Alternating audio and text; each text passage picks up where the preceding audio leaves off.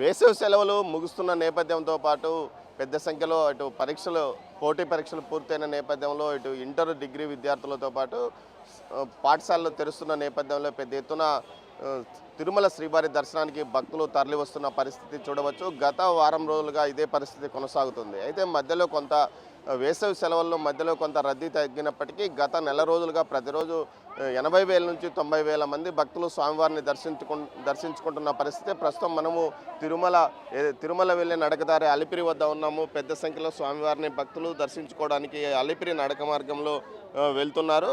ఈరోజు ఏదైతే నిన్న శ్రీవారిని 91,720 మంది భక్తులు దర్శించుకున్నారు.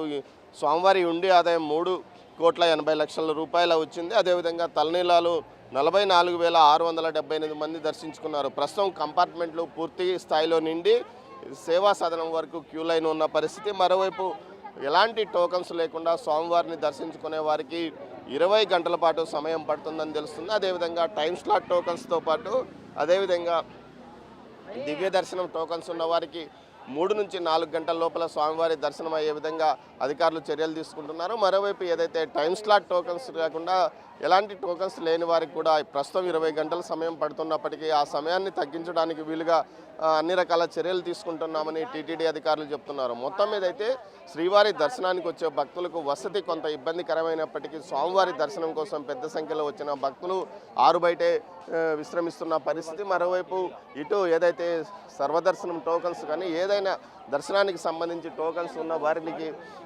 వసతి గదులు సమకూర్చడానికి అధికారులు చేస్తున్న ప్రయత్నాలు కొంత సక్సెస్ అవుతున్నాయని చెప్పవచ్చు. ముఖ్యంగా సిఆర్వి ఆఫీస్లో రిజిస్టర్ చేసిన తర్వాత ఎలాంటి పరిస్థితుల్లోనైనా రాత్రి 6-7 గంటల లోపైన వారికి రూములు కేటాయిస్తున్న పరిస్థితి కనిపిస్తుంది. ఈ వేసవి సెలవుల్లో పూర్తిగా రద్దీని తట్టుకోవడానికి అధికారులు చేసిన వ్యూహాత్మక చర్యలు ఫలించాయని చెప్పవచ్చు. గతంలో లాగా కాకుండా ఏదైతే క్యూ లైన్స్లో ఉన్న వారిని బయట ఉంచకుండా వారిని సమయానికి కరెక్ట్ టైం కేటాయించి ఆ సమయానికి క్యూ లైన్లోకి రమ్మని కూడా అధికారులు సలహాలు ఇవ్వడంతో కొంత భక్తులకు ఇబ్బందికరమైన పరిణామం తప్పిందని చెప్పవచ్చు. దీంతోపాటు క్యూ లైన్లో ఉన్నవారికి ప్రతి 100 మీటర్లకు ఒక చోట ఏదైతే అన్న ప్రసాదాలతో పాటు పాలు, కాఫీ, అదేవిధంగా మజ్జిగను సరఫరా చేస్తున్నారు. దీంతోపాటు క్యూ లైన్లో ఏదైతే ఇటు శ్రీవారి మెట్టు మార్గంతో పాటు తిరుమల ఇటు అలిపిరి నడక మార్గంలో వెళ్ళే భక్తులకు మార్గ మధ్యంలో మజ్జిగ సరఫరాను కూడా ఈ వేసవిలో కొనసాగించారు. అదేవిధంగా ఏదైతే శ్రీవారి మెట్టు మార్గంలో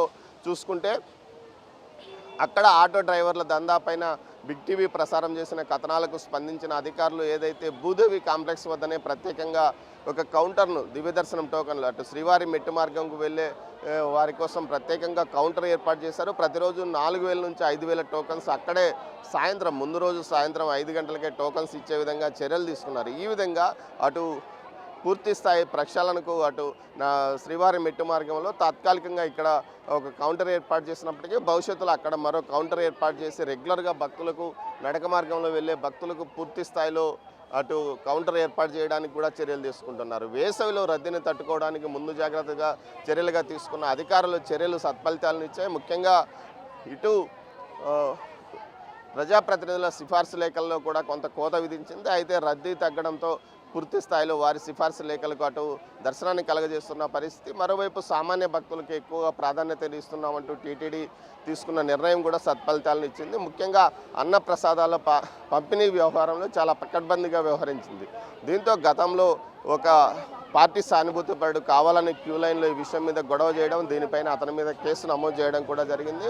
మొత్తం మీద ఈ వేసవిలో ఎలాంటి ఇబ్బందులు తలెత్తకుండా టీటీడీ పూర్తి స్థాయిలో చర్యలు తీసుకోవడం వల్ల వేసవి రద్దీలో సమర్థవంతంగా ఇటు క్రౌడ్ మేనేజ్మెంట్ చేయగలిగిందని చెప్పవచ్చు. ఇందులో భాగంగానే శుక్రవారాల్లో స్వామివారి దర్శనాన్ని 60,000 మించని పరిస్థితి. ఏదైతే స్వామివారి అభిషేకం తర్వాత విఐపి దర్శనం పూర్తయిన తర్వాత సమయం తక్కువగా మిగతా రోజుల కంటే 2 గంటల పాటు సమయం తక్కువగా ఉంటుంది. ఈ సమయంలో కూడా పూర్తిగా క్రౌడ్ మేనేజ్మెంట్ను ఏదైతే పాటించి ప్రతిరోజు 75,000 నుంచి 80,000 మంది వరకు ఈ శుక్రవారాల్లో కూడా వరుసగా స్వామివారిని దర్శించుకునే విధంగా చర్యలు తీసుకున్నామని టీటీడీ అధికారులు తెలిపారు. అదేవిధంగా అన్నప్రసాదాల పంపిణీలో ఎక్కడ అటు తరిగొండ వెంగమాంబ అన్నప్రసాద సత్రంతో పాటు ఇటు క్యూ లైన్లో ఉన్న వారికే కాకుండా బయట ప్రాంతాల్లో కూడా ఏదైతే అన్నదాన కౌంటర్లను ఏర్పాటు చేసి భక్తులు ఇబ్బంది పడకుండా చర్యలు తీసుకుంటున్నామని చెప్తున్నారు. ఈ రోజు వరకు తీసుకుంటే పెద్ద ఎత్తున భక్తులు స్వామివారి దర్శనానికి అలిపిరి మార్గం నుంచి నడిచి వెళ్తున్న పరిస్థితి. అదేవిధంగా ఇటు చెక్ పోస్ట్ వద్ద కూడా భారీ ఎత్తున వాహనాలను తనిఖీ పరిస్థితి కొనసాగుతుంది. ఈ రోజుతో పాటు మరో 2 రోజుల పాటు ఈ భక్తుల రద్దీ కొనసాగే అవకాశం ఉందని టీటీడీ భావిస్తుంది. మరోవైపు ఏదైతే ఇటు పూర్తిగా స్కూళ్ళు సోమవారం నుంచి ప్రారంభమయ్యే అవకాశం ఉన్నందువల్ల రద్దీ పూర్తిగా తగ్గే అవకాశం ఉందని తెలుస్తుంది. కెమెరా పర్సన్ పురుషోత్తంతో దామోదర్, తిరుపతి అలిపిరి నడక మార్గం నుంచి.